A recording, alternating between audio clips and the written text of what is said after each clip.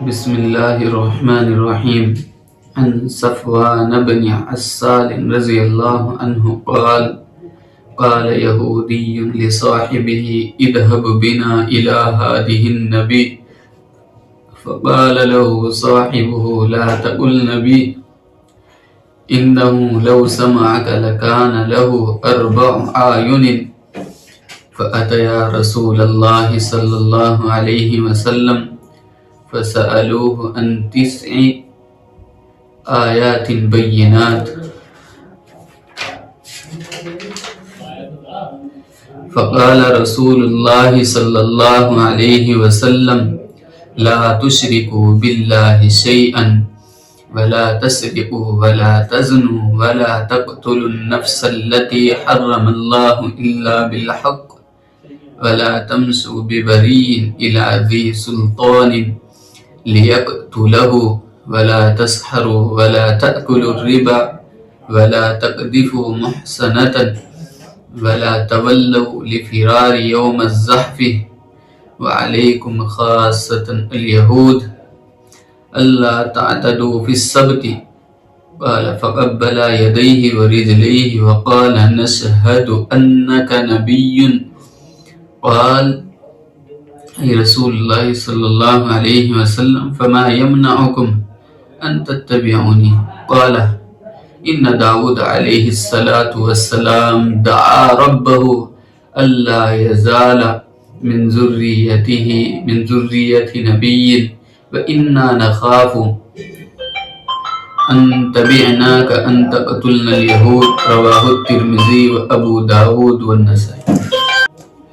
صفوان ابن عسال رضی اللہ عنہ یہ کوفہ میں ٹھہر گئے تھے، اور یہ جلیل القدر صحابی جس نے نبی کریم صلی اللہ علیہ وسلم کو حالت ایمان میں دیکھ لیا ہو، ان کی زندگی بدل گئی ہے۔ اب دیکھو، شیخ الہند رحمت اللہ علیہ کے جتنے بھی شاگرد ہیں، مولانا اشرف علی تھانوی ہو یا حسین احمد مدنی ہو، یا اسی طریقے سے مفتی کفایت اللہ صاحب رحمت اللہ علیہ ہو، تو آپ ان لوگوں کو دیکھو گے کہ ان کی زندگی الگ ہی ہے۔ اللہ بعض حضرات کی صحبت سے ایسی زندگی بدل دیتے ہیں کہ لوگ جو ہے اس کی نظیر، اس کی مثال پیش کرنے سے قاصر ہوتے ہیں۔ تو آپ خود سوچو، وہ تو نبی کریم صلی اللہ علیہ وسلم کی صحبت تھی جو تاجدار انبیاء ہے۔ تو قال صفوان بن عسال فرماتے ہیں کہ قال یہودی لصاحبہ، کہ ایک یہودی نے اپنے دوست سے کہا یا فرمایا: اذهب بنا الى هذه النبی، کہ چلو اس نبی کے پاس چلتے ہیں۔ فقال له صاحبه: لا تقل نبی، فرمایا کہ اس کو نبی مت کہو۔ نبی کیوں نہ کہو؟ انه لو سمعك لكان له، لو سمعك بقولك لكان له 4 أعين، تو اس کو جو ہے 4 آنکھیں لگ جائے گی اگر یہ آپ کی بات کو سن لے گا۔ یعنی یہ کنایا ہے خوش ہونے سے کہ اگر آپ اس کو نبی کہو گے تو یہ اتنا خوش ہو جائے گا، پھر یہ اس چیز کا منتظر رہے گا کہ بھئی اب میری اطاعت کی جائے، تو اس کو نبی نہ کہو، اس کو نبی نہ کہو۔ یہ اس وجہ سے فرمایا۔ اور 4 أعين کہ یا تو خوشی کی وجہ سے 4 آنکھیں لگ جائے گی کہ جس وقت انسان خوش ہوتا ہے تو اس کی نظر جو ہے تیز ہو جاتی ہے، اور غمی میں جو ہے نظر ماند پڑ جاتی ہے۔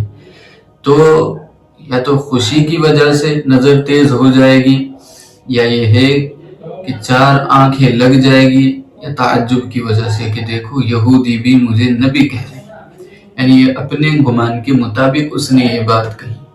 فَأَتَيَا رسول اللہ صلی اللہ علیہ وسلم، تو نبی کریم صلی اللہ علیہ وسلم کے پاس آئے، فَسَأَلُوهُ عَنْ 9 آیات بینات، تو انہوں نے ان 9 معجزات کے بارے میں پوچھا، امتحان کے طور پر، یعنی اس نے آزمانے کے لیے پوچھا تھا کہ بھئی یہ نبی ہے یا نبی نہیں ہے، اگر نبی ہے تو اس کو یہ بات معلوم ہوگی، اور اگر یہ نبی نہیں ہے تو اس کو یہ بات معلوم بھی نہیں ہوگی۔ فقال رسول اللہ صلی اللہ علیہ وسلم لا تشرکوا باللہ شیئا، تو فرمایا کہ اللہ تعالیٰ کے ساتھ کسی دوسرے کو شریک مت کرنا، ولا تسرقوا چوری مت کرنا، ولا تزنوا زنا مت کرنا، ولا تقتلوا النفس التي حرم اللہ الا بالحق، اور کسی نفس کو قتل مت کرنا مگر حق کے ساتھ۔ حق میں جو صورتیں آتی ہیں وہ بتلا دی تھی پہلے ہی، ولا تمشوا ببریء الی ذی سلطان لیقتلہ، تو کسی بری انسان کو سلطان کے پاس مت لے کر جانا کہ اس کو قتل کر دے، ولا تسحروا، اور جادو نہ کرنا، جادو مؤثر ہوتا ہے یا نہیں ہوتا ہے؟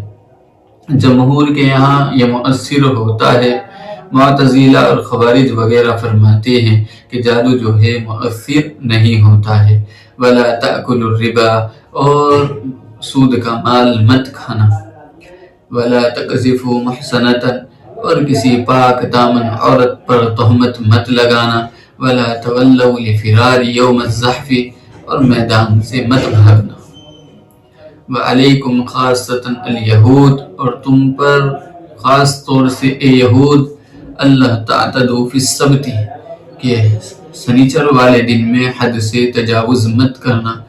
قال فقبل یدیہ ورجلیہ، تو انہوں نے ہاتھ اور پاؤں کو بوسہ دیا، وقال نشہد، اور کہنے لگا ہم گواہی دیتے ہیں کہ آپ اللہ کے نبی ہیں۔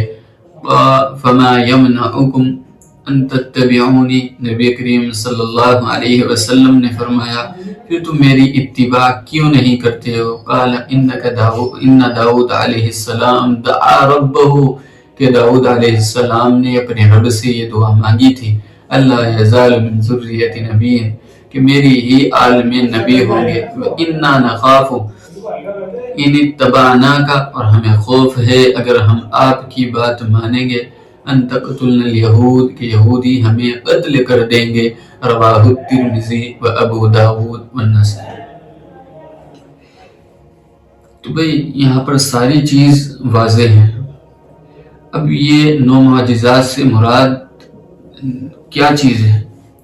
تو اس سے مراد بعض حضرات فرماتے ہیں کہ احکام ہی ہے، یعنی یہ جو احکامات نبی کریم صلی اللہ علیہ وسلم نے بیان کیے ہیں اس سے مراد وہی ہے، لیکن بعض حضرات فرماتے ہیں کہ اس سے مراد یہ احکام نہیں ہے، بلکہ اس سے مراد وہ موسیٰ علیہ السلام کے 9 معجزے ہیں۔ وہ کیا ہیں؟ وہ یہ ہے وَلَقَدْ أَخَذْنَا بِبَنِي إِسْرَائِيلَ وَلَقَدْ أَخَذْنَا بَنِي إِسْرَائِيلَ وَالْقُمَّلَ وَالضَّفَادِعَ وَالدَّمَّ آیات مفصلات، مفصلات کے معنی ہے جدا جدا، یعنی سارے جو ہے آپس میں ایک دوسرے سے جدا ہے۔ وَنَقْصٍ مِّنَ الْأَمْوَالِ وَالثَّمَرَاتِ، اور مال کا گھٹنا، کمل یعنی جوئیں یا کھٹمل وغیرہ، والضفادع والدم، اور جو ہے مینڈکوں کا آ جانا، کہ ہر چیز میں جو ہے ان کی مینڈک آ جایا کرتے تھے یا خون نکل آیا کرتا تھا۔ وَنَقْصٍ مِّنَ الثَّمَرَاتِ، اور مال ان کا گھٹ گیا تھا، یا ید بیضا، کہ حضرت موسیٰ علیہ السلام جو ہے اپنے ہاتھ کو ایسے بغل میں ڈالتے تو وہ سفید ہو کر نکلا کرتا تھا۔ تو اس سے سارے معجزات جو ہے یہ مراد ہے۔ تو لیکن ہم یہاں پر دیکھتے ہیں کہ سوال تو معجزات کے بارے میں تھا، لیکن نبی کریم صلی اللہ علیہ وسلم نے احکام بتلائے۔ تو یہ کیوں بتلائے؟ تو اس کے جو ہے مختلف جوابات دیے گئے ہیں۔ ایک یہ ہے کہ انہوں نے سوال تو معجزات ہی کے بارے میں کیا تھا، لیکن نبی کریم صلی اللہ علیہ وسلم نے فرمایا تم معجزات کے بارے میں جان کر کیا کرو گے، تم ان احکامات کو جانو علی اسلوب الحکیم، کہ حکمت کے طور پر نبی کریم صلی اللہ علیہ وسلم نے یہ احکامات بتلائے۔ یہ اس وجہ سے بتلائے، علی اسلوب الحکیم ہو گیا، یا یہ اس وجہ سے بتلائے کہ بھئی تم ان معجزات کے بارے میں جو پوچھ رہے ہو ان میں کیا فائدہ ہے؟ ان میں کوئی بھی فائدہ نہیں ہے، یہ چیز سنو، تم یہ احکامات سن لو۔ ایک تو یہ ہو گیا۔ دوسرا یہ ہے کہ بھئی نبی کریم صلی اللہ علیہ وسلم نے دونوں چیزیں بتلائی تھی، لیکن راوی نے ان کے شہرت کی وجہ سے ان کو حذف کر دیا، ان کو ذکر نہیں کیا ہے، بلکہ ان احکامات کو ذکر کر دیا ہے۔ اس سے مراد یہ دونوں چیزیں ہو سکتی ہیں۔ پھر یہاں پر پاؤں کو چوما، کیا کسی بڑے کے پاؤں کو چوم سکتے ہیں؟ جیسے کہ امام مسلم نے فرمایا دانی یا شیخ اقبل رجلیک، کہ اے شیخ مجھے اجازت دے دیجئے کہ میں آپ کے پاؤں کو بوسہ دوں۔ امام بخاری سے فرمایا تو کیا کسی بڑے کے پاؤں کو چوم سکتے ہیں محبت میں، عقیدت میں؟ تو بریلوی حضرات بھی کرتے ہیں، چوم سکتے ہیں یا نہیں چوم سکتے؟ بھئی اگر نبی جیسے پاؤں ہو تو کوئی بھی شخص جو ہے اس کو منع نہیں کرے گا، ہر شخص جو ہے چومنے کی خواہش کرتا ہے۔ ہم بھی ان پاؤں کو چومنے کی خواہش کرتے ہیں، کاش ہمیں وہ پاؤں کہیں سے مل جاتے، ہم بھی ان کو ایک مرتبہ چوم لیتے۔ لیکن ہر ایرے گے رحمت تو کھیرے، جو آج کل کے جو گل بھی گئے، گلشن بھی گئے، پھولوں کے پتے رہ گئے، عقل والے چل بسے بے شعورے رہ گئے، کہ جو ادھر کی لگائی یہ بھی کافر وہ بھی کافر۔ اگر ان کے پاؤں کے چھونے کی بات کرتے ہو تو بالکل بھی اجازت نہیں ہے۔ اگر محمد الرسول اللہ جیسے پاؤں ہوں تو ان کو چوم سکتے ہیں۔ فقال نشہد انک نبی، ان دونوں نے گواہی دی۔ پھر فرمایا قال فما، نبی کریم صلی اللہ علیہ وسلم نے فرمایا تو بھئی تم میری اطاعت کیوں نہیں کرتے ہو؟ تو انہوں نے جھوٹ بولا، یا تو یہ ہے کہ انہوں نے جھوٹ بولا کہ بھئی انہوں نے اس بات کو جھوٹ بولا کہ حضرت داؤد علیہ السلام نے جو ہے دعا مانگی کہ نبوت جو ہے وہ بنی اسرائیل ہی کے اندر رہے گی، تو یہ جھوٹ بولا ہے انہوں نے۔ حالانکہ تورات میں صاف صاف لکھا ہوا ہے، ملا علی قاری علی رحمٰن نے نقل کیا ہے، وہ فرماتے ہیں کہ تورات میں لکھا ہوا ہے کہ نبی کریم صلی اللہ علیہ وسلم جو ہے آخر النبی ہے، خاتم النبیین ہے، اور وہ آئیں گے اور ان کے آنے سے تمام شریعتیں منسوخ ہو جائے گی، یہ لکھا ہوا ہے۔ تو اس نے جو ہے جھوٹ بولا ہے۔ ایک تو یہ ہو گیا۔ اور بھائی یہاں پر ایک چیز سمجھو، اگر ان کی یہی بات مانتے ہو کہ بھائی حضرت داؤد علیہ السلام نے یہ دعا مانگی تھی کہ نبوت جو ہے میری ہی اس میں رہے گی، لو سلم، اگر ان کی بات کو تسلیم کر لیا جائے تو ہم ان سے ہی پوچھتے ہیں کہ آپ کی آخری نسل میں تو حضرت عیسیٰ علیہ السلام آئے ہیں، تو پھر بھی تو آپ کی شریعت جو ہے منسوخ ہو گئی ہے، تو آپ سب پر لازم ہے کہ حضرت عیسیٰ پر جو ہے ایمان لائے۔ لیکن حضرت عیسیٰ علیہ السلام پر بھی ایمان نہیں لائے ہیں۔ یہ اس بات کی طرف اشارہ کرتا ہے کہ ان دونوں نے جو ہے ایسے ہی جھوٹ بولا ہے، یہ ان کا جھوٹ ہے، سفید جھوٹ۔ وعن انس رضی اللہ عنہ قال قال رسول اللہ صلی اللہ علیہ وسلم ثلاث من اصل الایمان الکف عمن قال لا الہ الا اللہ لا تكفره بذنب ولا تخرجه من الإسلام بعمل والجهاد ماز منذ بعثني الله إلى أن يقاتل آخر هذه الأمة الدجال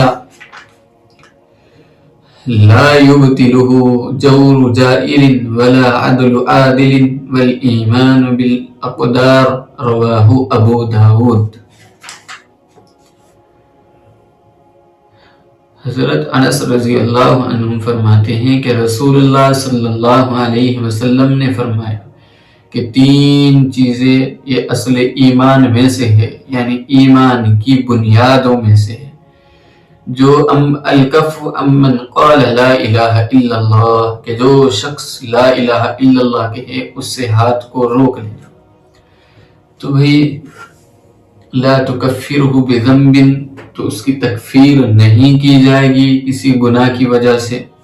یہ نکیرہ تحت النفی ہے، یہ عموم کا فائدہ دیتا ہے کہ کسی بھی گناہ کی وجہ سے اس کی تکفیر نہیں کی جائے گی، یعنی زنا کرے، چوری کرے یا اور بھی ارتکاب کرے گناہ کبیرہ میں سے، تو اس کی جو ہے تکذیب نہیں کی جائے گی۔ تو جیسے کہ قادیانی ہے تو لا الہ الا اللہ کہتے ہیں، تو پھر تو جو ہے ان کی بھی تکذیب نہیں کی جائے گی، ان کو بھی کافر قرار نہیں دیا جائے گا۔ تو اس کا جواب یہ ہے کہ بھئی ان کی تکفیر اس سے مراد جو ہے یعنی 2 چیزیں، ایک تو نفاق اعتقادی، ایک نفاق عملی۔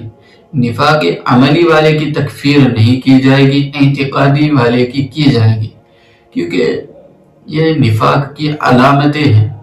تو جس شخص کے اندر اعتقاد اس چیز کا ہے کہ بھئی نبی کریم صلی اللہ علیہ وسلم کے بعد دوسرا نبی ہے، حالانکہ نبی کریم صلی اللہ علیہ وسلم نے صاف طور پر بتلا انا خاتم النبیین لا نبی بعدی، کہ میرے بعد کوئی نبی آنے والا نہیں ہے۔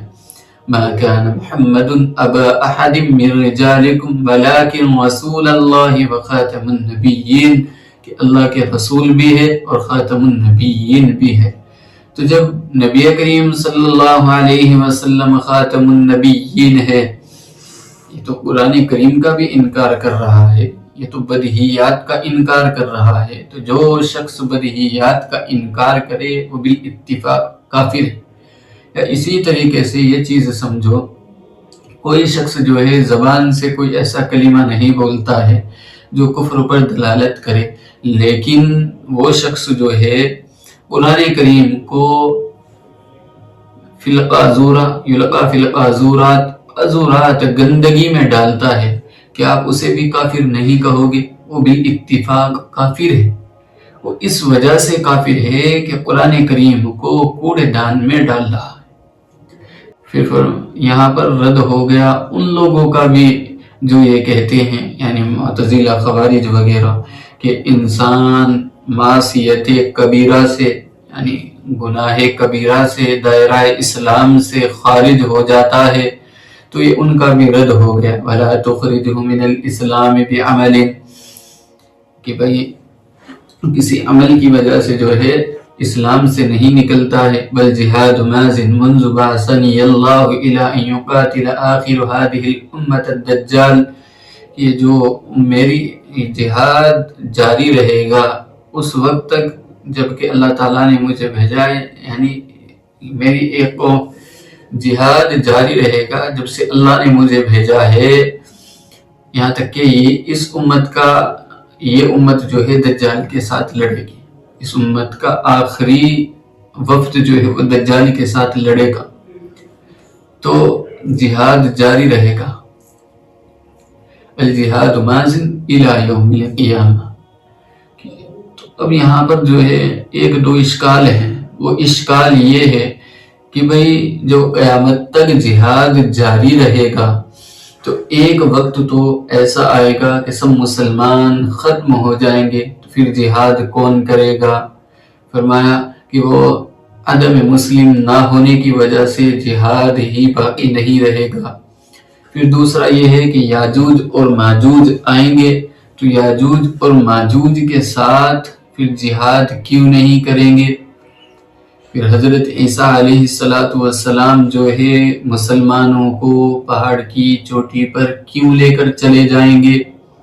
جب جہاد قیامت تک جاری رہے گا ملنگو، تو پھر ان یاجوج ماجوج جو قوم ہے تو ان کے ساتھ جہاد کیوں نہیں ہوگا؟ اس کا جواب یہ ہے کہ عدم الطاقہ، یعنی عدم الطاقت نہ ہونے کی وجہ سے، یعنی طاقت نہیں ہوگی ان کے ساتھ لڑنے کی کہ ان کا مقابلہ کر سکے۔ اور یہ وہ بھی ہے الان خفف اللہ، جب طاقت نہیں ہے اللہ تعالیٰ نے اب جو ہے تخفیف پیدا کر دی ہے، اب جو ہے تخفیف پیدا کر دی ہے، تو تخفیف کی اس سے جو ہے کہ استقامت نہیں رہے گی، نہیں استغفر اللہ، طاقت نہیں رہے گی، تو طاقت کی وجہ سے جو ہے وہ جہاد بھی نہیں کر پائیں گے۔ پھر فرمایا لا یبتلہ جور جائر ولا عدل عادل والایمان بالاقدار، کہ اس کو باطل نہیں کرے گا کسی ظالم کا ظلم اور کسی عادل کا عدل، اور تقدیر پر ایمان رکھو۔ رواہ ابو داؤد۔ تو اب یہاں پر چلو یہ چیز آتی ہے کہ بھائی ظالم بادشاہ ہے، تو ظالم بادشاہ جو ہے تو وہ ظلم کر رہا ہے، تو اس کے خلاف جہاد کرنا یا اس کے ساتھ مل کر جہاد کرنا، تو اس کا یہ سمجھ میں نہیں آتا کہ وہ تو ظالم ہے۔ اور پھر عدل ہے تو وہاں پر عدل میں جو ہے وہ کیسے؟ تو اس میں یہ چیز فرمائی ہے اگر کوئی شخص یہ کہے کہ بھائی اب جہاد نہیں ہے اور وہ عادل ہے، تو اس کے بعد کہنے سے جہاد ختم نہیں ہو جائے گا۔ عدل جو ہے وہ کر رہا ہے اور اس کے عدل کی وجہ سے جو ہے جہاد نہیں ہوگا۔ دوسری قوم اگر کوئی مقابلے پر آ جائے تو ان کے ساتھ جو ہے جہاد ہوگا، ان کے ساتھ جو ہے لڑا جائے گا۔ والایمان بالاقدار، اور تقدیر پر ایمان رکھو۔ اس کا مطلب یہ ہے کہ جس حال میں بھی ہو کہ اللہ تعالیٰ نے آج آپ کو مال دیا ہے، اللہ تعالیٰ نے آج آپ کو خوشی دی ہے، تو اس میں خوش رہو۔ اور اسی طریقے سے اگر اللہ تعالیٰ کوئی غم دے دے تو اس میں بھی خوش رہو، یعنی ہر اس میں جو ہے اللہ کی رضا میں راضی رہو۔ جب آپ اللہ کی رضا میں راضی رہو گے تو پھر جو ہے ایک الگ ہی مزہ دیکھو گے، الگ ہی مزہ دیکھو گے۔ وہ اس وجہ سے کہ بھئی آپ ایک چیز بتلاؤ، جو اللہ تعالیٰ کرنا چاہے آپ اسے ٹال سکتے ہو؟ نہیں ٹال سکتے نا۔ اور جو اللہ تعالیٰ کر دے آپ اسے، اللہ تعالیٰ جو کرنا چاہے روک سکتے ہو؟ نہیں روک سکتے۔ تو جب آپ کچھ بھی نہیں کر سکتے ہو، لیکن اس کا مطلب یہ مت سمجھ لینا کہ اللہ تعالیٰ نے مجبور محض بنائے ہیں، تو اللہ تعالیٰ کی ہر ایک اس میں جو ہے خوش رہنا سیکھو، یہی چیز ہے۔ من ابی ہریرہ رضی اللہ عنہ قال قال رسول اللہ صلی اللہ علیہ وسلم اذا زنى العبد خرج منه الایمان فكان فوق رأسه كالظلة فإذا خرج من ذلك العمل رجع إليه الإيمان۔ رواه الترمذی و ابو داود۔ حضرت ابو ہریرہ رضی اللہ عنہم سے مروی ہے، وہ فرماتے ہیں کہ جب بندہ زنا کرتا ہے تو ایمان اس کے سینے سے نکل جاتا ہے، اور سائبہ کی طرح، ایسے سائبہ یعنی بادل کی طرح اس کے سر پر جو ہے ہو جاتا ہے، جیسے بادل کی جو ہے چھوٹی سی چھاونی ہو۔ فَإِذَا خَرَجَ مِن ذَلِكَ الْعَمَلِ رَجَعَ إِلَيْهِ الْإِيمَانُ، ایمان جب وہ توبہ کرتا ہے تو اس کی طرف لوٹ آتا ہے۔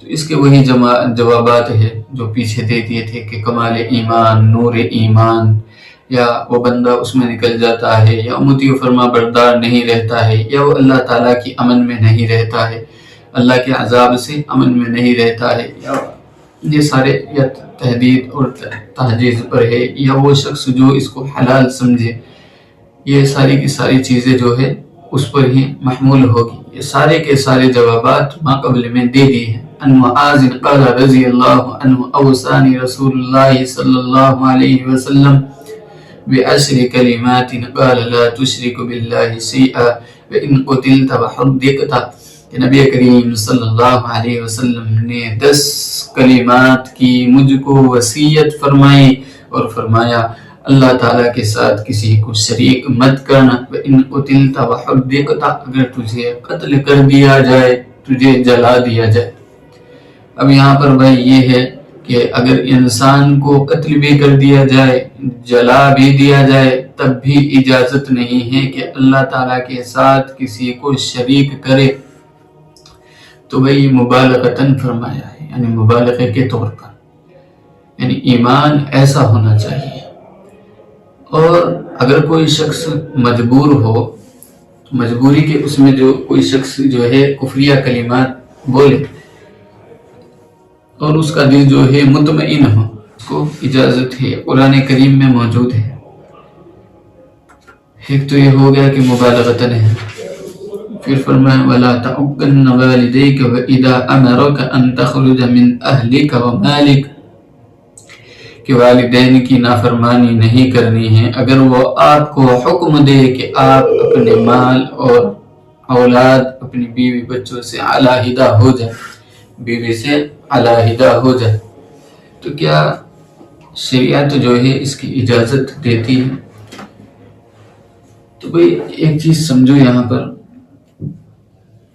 وہ چیز یہ ہے کہ اگر والدین ناحق کوئی چیز کر رہے ہیں تو اطاعت بالمعروف، اطاعت جو ہے معروف چیزوں میں ہے۔ والدین حکم دے کہ نماز مت پڑھو تو ماں باپ کی نہیں مانی جائے گی بلکہ اللہ کی مانی جائے گی۔ اسی طریقے سے ماں باپ حکم دے کہ کفر کرو تو ماں باپ کی نہیں مانی جائے گی بلکہ اللہ کی مانی جائے گی، اللہ کی مانی جائے گی۔ تو یہ کن چیزوں میں ہے، کن چیزوں میں مانی جائے گی؟ تو بھئی یہ جو ہے اگر بیوی سے جو ہے علیحدگی کا حکم دیتے ہیں اور کوئی معقول وجہ ہے تو بیوی سے علیحدہ ہو سکتی، لیکن اگر کوئی معقول وجہ نہ ہو تو پھر بھی نہیں، تو پھر بھی نہیں، ورنہ تو یہ تو بیوی پر ظلم آئے گا کہ ماں باپ جو ہے بیوی فرما بردار ہو، نیک ہو، صالح ہو، اور ماں باپ یہ بولے کہ اس کو تو طلاق دے دے، اور پھر جو ہے شریعت بھی اس چیز کی اجازت دیتی ہے کہ آپ اس کو طلاق دے دے، تو یہ تو بیوی پر ظلم ہوگا کہ اللہ تعالیٰ جو ہے یا نبی کریم صلی اللہ علیہ وسلم جو ہے ظلم کا حکم دے رہے ہیں، تو ایسا نہیں ہے، بلکہ کوئی معقول وجہ ہو تو پھر اجازت ہے۔ وَلَا تَتْرُكُنَّ صَلَاةً مَكْتُوبَةً مُتَعَمِّدًا، اور فرض نماز کو جو ہے جان بوجھ کر مت چھوڑنا۔ اس سے بھی مراد یعنی سہو، نسیان یا بالضرورہ یا متعمدن، اس سے ساری نمازیں نکل گئی، نسیان کی وجہ سے کوئی نماز نکل گئی یا سہون بھول ہو گئی، یا اسی طریقے سے جو ہے کوئی ضرورت کی وجہ سے کوئی نماز چھوٹ گئی، تو ان صورتوں میں معافی ہے۔ فَإِنَّ مَن تَرَكَ الصَّلَاةَ مَكْتُوبَةً مُتَعَمِّدًا فَقَدْ بَرَأَتْ مِنْهُ ذِمَّةُ اللَّهِ، بس جو شخص کے نماز، فرض نماز کو جان بوجھ کر ترک کر دے وہ اللہ تعالیٰ کے ذمے سے نکل جاتا ہے۔ تو بھائی امام احمد وغیرہ فرماتے ہیں، تینوں ائمہ فرماتے ہیں، کچھ تحذیراً فرماتے ہیں، امام مالک اور امام شافعی تحذیر کے طور پر اس کو قتل کریں گے، اور امام احمد بن حنبل فرماتے ہیں کہ ارتداد کی وجہ سے اس کو قتل کریں گے۔ امام ابو حنیفہ فرماتے ہیں کہ نہیں، اس کو قتل نہیں کریں گے بلکہ اس کو جیل خانے کے اندر ڈال دیں گے یہاں تک کہ وہ توبہ کر لے، یہاں تک کہ وہ توبہ کر لے۔ اگر توبہ نہیں کرے گا تو اس کو وہیں پر پڑا رہنے دیا جائے یہاں تک کہ وہ مر جائے، یہاں تک کہ وہ جیل ہی کے اندر مر جائے، بڑی سخت سزا ہے۔ امام احمد ابن حنبل تو یہ فرماتے ہیں کہ اس کو مسلمانوں کے قبرستان میں بھی دفن مت کرنا، یہ فرماتے ہیں۔ اور شیخ عبد القادر جیلانی رحمۃ اللہ علیہ فرماتے ہیں کہ جو یہ حنبلی ہیں، کیونکہ جب دائرہ اسلام سے نکل گیا کوئی شخص جان بوجھ کر نماز چھوڑے، وہ دائرہ اسلام سے نکل گیا، تو جب وہ نکاح اس کا نہیں رہا ہے، نکاح اس کا ٹوٹ گیا ہے، جب وہ دائرہ اسلام سے نکل گیا، تو جب وہ اپنی بیوی کے پاس جائے گا تو اس کے جو بچے ہوں گے وہ حرام کے ہوں گے، وہ بچے جو ہے زنا کے کہلائیں گے۔ اب دیکھو ہمارے معاشرے کا حال کہ ہر شخص جو ہے نماز چھوڑے ہوئے، تو کیا جو ان کی یہ اولادیں ہیں حلال کی ہیں؟ آپ ان سے توقع رکھتے ہو کہ یہ وفاداری کریں گی، یہ ساتھ دیں گی؟ بھئی اب خود دیکھو، آپ اس کا ساتھ نہیں دے رہے ہو، اس کے حکم کو نہیں مان رہے ہو، آپ جانتے ہو کہ اس کے قبضے میں ہماری جانیں ہیں، یہ زندگی کی ڈور جو ہے یہ اس کے قبضے میں ہے، وہ جب چاہے کھینچ لے گا، وہ جب چاہے اپنی طرف لے لے گا، لیکن پھر بھی ہم جو ہے بے ہوشی کی زندگی گزار رہے ہیں، پھر بھی ہم بے ہوشی کی زندگی گزار رہے ہیں۔ سب کچھ معلوم ہے کہ حساب و کتاب ہوگا، قیامت کا دن مقرر ہے اور اس کے ہاتھ میں ہماری ڈور ہے۔ سب کچھ جاننے کے باوجود بھی نہ جانے کون سی اس میں ہم مست ہے۔ اللہ معاف فرمائے اور ہم سب کو نماز سے محبت نصیب فرمائے، 5 وقتہ نمازی بنائے، اور اپنے یہاں جو نماز پڑھ رہے ہیں اللہ ان سب کو قبول فرمائے، اس محنت کو قبول فرمائے، کیونکہ اگر یہ محنت قبول ہو گئی اللہ کے یہاں تم تو بھئی فائدہ ہی فائدہ ہے، اور اگر یہ محنت اللہ کے یہاں قبول نہیں ہوئی تو آپ کا پڑھنا بھی بیکار، ہمارا پڑھنا بھی بیکار، سب کچھ بیکار ہے۔ اصل جو چیز ہے اللہ کے یہاں قبولیت ہے، تو نماز کے بعد بھی دعا مانگا کرو کہ اے اللہ ہماری اس نماز کو اپنے یہاں قبول فرما لے، اپنی بارگاہ میں قبول فرما لے۔ اگر یہ قبول نہ ہوئی تو ہمارا تو کیا ہوگا؟ وَلَا تَشْرَبَنَّ خَمَرًا فَإِنَّهُ رَأْسُ كُلُّ فَاحِشَةٍ، یہ ہر شراب مت پینا، اس لیے کہ تعلیل کے لیے، اس لیے کہ یہ ہر برائی کی جڑ ہے، کیونکہ جب انسان شراب پی لیتا ہے تو حلال اور حرام کی تمیز بھول جاتا ہے، اس کو نہ بہن کا فرق نظر آتا ہے، نہ ماں کا فرق نظر آتا ہے، نہ بیوی کا، ماں اور بیوی میں اسے کوئی فرق نظر نہیں آتا ہے۔ ایک شخص کے بارے میں بتلا رہے تھے کہ شراب پی کر آیا، اور شراب پی کر آنے کے بعد اپنی بہن کے ساتھ ہی مکالہ کر لیا، اپنی بہن کے ساتھ ہی مکالہ کر لیا۔ تو بھئی ایسے ایسے بھی لوگ ہیں کہ شراب جو ہے دیکھو اپنی محرمات، اپنی بہن کہ ایک ہی پیٹ سے دونوں آئے ہیں، ساتھ ساتھ کھیلتے ہوئے بڑے ہوئے ہیں، لیکن جو ہے اپنی سگی بہن کے ساتھ جو ہے مکالہ کر لیا، اتنی بری چیز ہے۔ وَإِيَّاكَ وَالْمَعْصِيَةِ، اور گناہوں سے بچو، فَإِنَّ بِالْمَعْصِيَةِ حَلَّ سَخَطِ اللَّهِ، حَلَّ سَخَطُ اللَّهِ فرمایا تو اِنَّا جو ہے اپنا عمل کرے گا، تو پر مصدر کے معنی میں لیا سَخَطِ اللَّهِ۔ وَإِيَّاكَ وَالْفِرَارَ مِنْ زَحْفِ وَإِنْ هَلَكَ النَّاسِ، اور میدان سے مت بھاگنا اگرچہ سب ہلاک ہو جائے۔ وَإِذَا أَصَابَ النَّاسَ مَوْتٌ وَأَنْتَ فِيهِمْ، اور جب لوگوں پر کوئی قحط سالی آ جائے اور آپ ان میں ہو، فَاصْبِرْ، تو جمع رہنا۔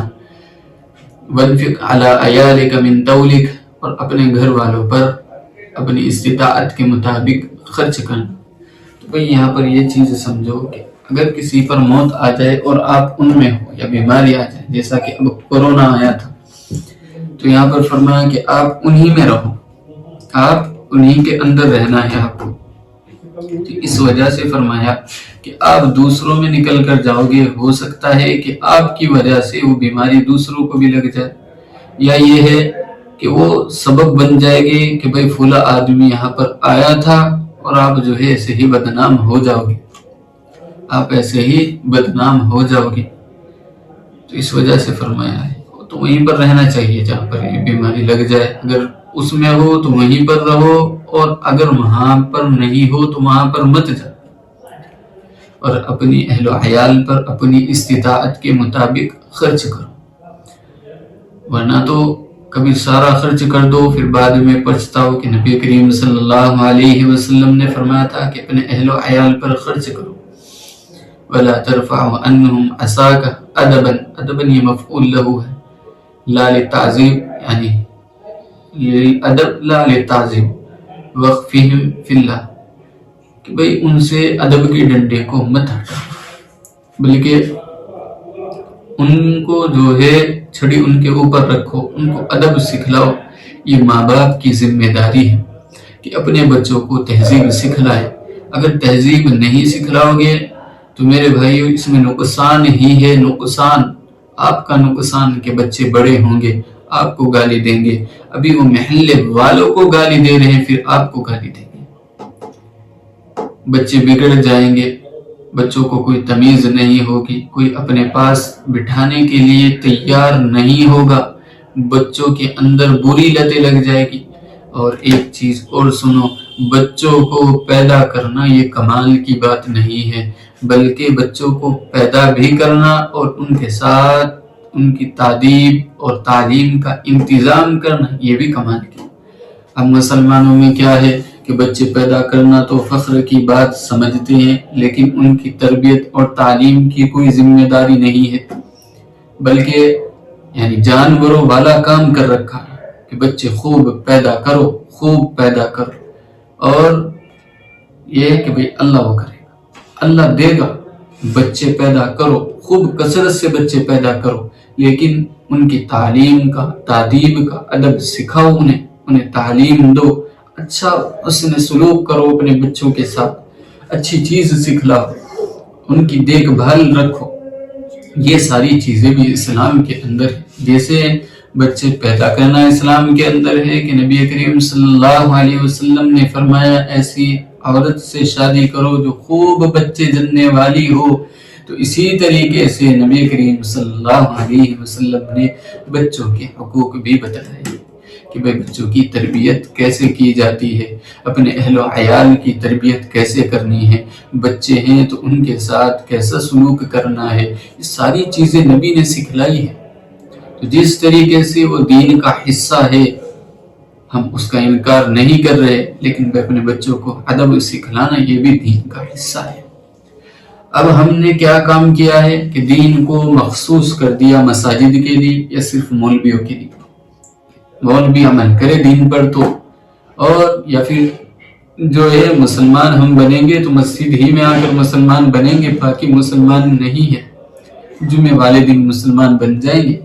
اب ہم لوگوں کا یہ حال ہے تو یہ صحیح نہیں، یہ صحیح نہیں ہے۔ جس طریقے سے نماز پڑھنا دین ہے، اسی طریقے سے بچوں کی تربیت کرنا بھی دین ہے۔ جس طریقے سے نماز پڑھنا دین ہے، اسی طریقے سے حلال کمانا بھی دین ہے۔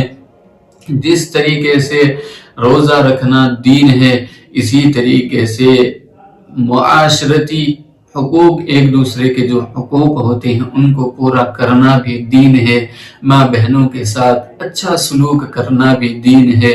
ماں باپ کو جو ہے ان کی خدمت کرنا، ماں باپ کے ساتھ حسن سلوک کرنا، یہ بھی تو دین ہی ہے، یہ کیا دوسری چیز ہے؟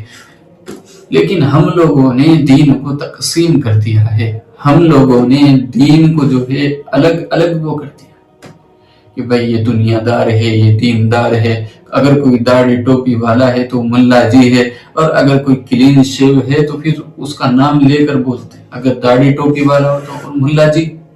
یہ چیزیں چل گئی، یعنی ہم یہ سمجھنے لگے اگر مسلمان ہے تو ملا جی ہے، وہ ملا جی ہے بس۔ تو یہ چیزیں ہمارے معاشرے کے اندر آ گئی ہے۔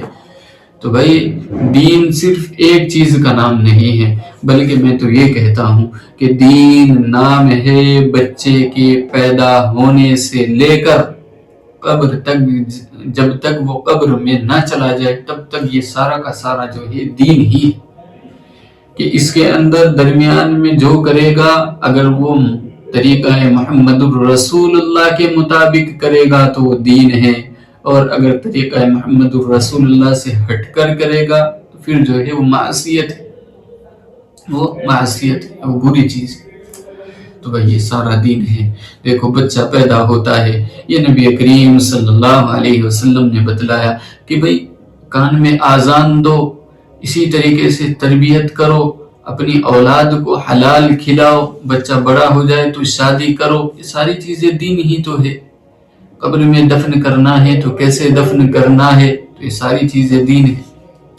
وأن حذيفة رضي الله عنه قال إنما النفاق كان على عهد رسول الله صلى الله عليه وسلم فأما اليوم فإنما هو الكفر أو الإيمان، رواه البخاری۔ حضرت حذیفہ جو ہے بے جلیل القدر صحابی ہیں۔ حسین جو ہے ان کے والد صاحب کا نام ہے، ابو عبداللہ کنیت ہے، ابو عبداللہ کنیت ہے عصبی، اور لقب جو ہے صاحب السر، یعنی نبی کریم صلی اللہ علیہ وسلم کے رازداں۔ حضرت عمر جو ہے جب تک کوئی جنازہ نہیں پڑھایا کرتے تھے اپنے دور خلافت میں، جب تک حضرت حذیفہ اس جنازے میں نہ آ جائے۔ اگر حضرت حذیفہ جنازے میں نہیں آیا کرتے تھے، جنازہ بھی نہیں پڑھایا کرتے تھے، دوسرے کو بول دیا کرتے تھے کہ آپ جنازہ پڑھاؤ۔ ہر پھول کی خوشبو الگ ہے۔ حضرت حذیفہ فرماتے ہیں کہ سب جو ہے مختلف چیزوں کے بارے میں پوچھا کرتے تھے، لیکن میں نبی سے جو ہے یعنی شر کے بارے میں پوچھا کرتا تھا، میں شر کے بارے میں پوچھا کرتا تھا۔ اور پھر نبی کریم صلی اللہ علیہ وسلم کے بعد جو ہے شر کے بارے میں جاننے والے یہی ہیں۔ انما النفاق کان علی عہد رسول اللہ صلی اللہ علیہ وسلم، نفاق جو ہے وہ ہمارے نبی کے زمانے میں ہی تھا، بعد میں جو ہے بس کفر اور ایمان ہے۔ فَأَمَّا الْيَوْمِ، آج جو ہے فَإِنَّمَا هُوَ الْكُفْرُ، وہ کفر اور ایمان ہے بس۔ تو بھائی اس کا مطلب یہ ہے، یعنی کفر ہے، اس کا مطلب یہ ہے کہ نبی کے زمانے میں منافق تھے، تو نبی کریم صلی اللہ علیہ وسلم کو کیسے پتا چلا؟ تو وہی کے ذریعے سے پتا چل جایا کرتا تھا کہ بھائی منافق ہے۔ اور پھر جب پتا چل جایا کرتا تھا تو نبی نے ان کو قتل کیوں نہیں کیا؟ یہ 2-3 مصلحت تھی کہ اس وجہ سے قتل نہیں کیا تاکہ مسلمانوں کی تعداد زیادہ دکھے اور لوگ جو ہے وہ خوف کھائے کہ محمد کی تعداد روز بروز بڑھ رہی ہے۔ یہ تکثیر سواد المسلمین کہ مسلمانوں کی تعداد کو خوب زیادہ دکھانا، یا اس وجہ سے کہ بھئی یہ چھپے رہیں گے، اور ہو سکتا ہے کہ مسلمانوں کا حسن سلوک دیکھ کر ایک دن توبہ کر لیں گے۔ یا تیسری چیز یہ ہے کہ اس وجہ سے ان کو اس وقت میں قتل نہیں کیا کہ بھئی لوگ باغ جو ہے وہ یہ کہیں گے کہ ان کے تو آپس میں ہی اختلاف ہے، یہ تو آپس میں ایک دوسرے کو قتل کر دیتے ہیں۔ تو اس وجہ سے نبی کریم صلی اللہ علیہ وسلم جو اس وقت میں قتل نہیں فرمایا کرتے۔ اور آج جو ہے، آج تو یعنی کفر ہے، یعنی نفاق عملی تو آج بھی موجود ہے، لیکن نفاق اعتقادی موجود نہیں ہے۔ آج تو جو ہے جو جس کی مرضی میں ایمان لائے اور جس کی مرضی میں آئے وہ کفر کرے، آج تو یہ ہے۔ اور آپ ایک چیز دیکھنا، یہ جو پڑھے لکھے لوگ ہوتے ہیں یہ چیز کہتے ہیں کہ یور چوائس، کہ آپ کی مرضی، آپ جو چاہے کرے، تو وہ چوائس جو دیتے ہیں وہ صرف اسلام کے اندر دیتے ہیں، خدا کو ماننے کے اندر دیتے ہیں۔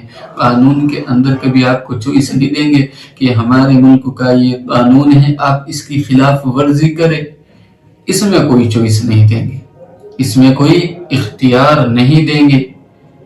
اختیار اگر دیں گے تو صرف دین کے اندر دیں گے۔